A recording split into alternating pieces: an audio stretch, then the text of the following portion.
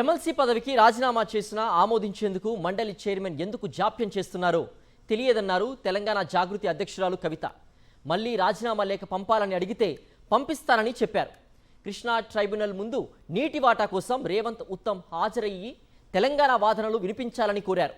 ఆంధ్రాకు చెందిన ఆదిత్యనాథ్ దాస్ తోటే సమస్య ఉందని, ఆయనకు తెలంగాణ మీద ప్రేమ ఎలా ఉంటుందన్నారు. బీఆర్ఎస్ హరీష్ రావు, సంతోష్ రావు సోషల్ మీడియా తనపై దాడి చేస్తోందని ఆరోపించారు. ఆంధ్రాలో పనిచేసినటువంటి ఆదిత్యనాథ్ దాస్ గారిని తెలంగాణకు అడ్వైజరీగా పెట్టుకున్నప్పటి నుంచే ఈ ఇబ్బందులన్నీ జరుగుతున్నాయి. వారిని తక్షణమే తొలగించండి. వారికి మన తెలంగాణ మీద ప్రేమ ఎందుకుంటుంది? కనీసం మీకుందని మీరు నిరూపించుకోండి, మీరు ఆలోచన చేయండి, కృష్ణా నదిని కాపాడండి అని చెప్పి నేను ప్రభుత్వాన్ని డిమాండ్ చేస్తూ ఉన్నాను. ఇప్పుడు బీఆర్ఎస్ పార్టీ సోషల్ మీడియా నన్నే దాడి చేస్తుంది, హరీష్ అన్న మీడియా నన్నే దాడి చేస్తుంది, సంతోష్ అన్నకున్న సీక్రెట్ మీడియా నన్నే దాడి చేస్తుంది.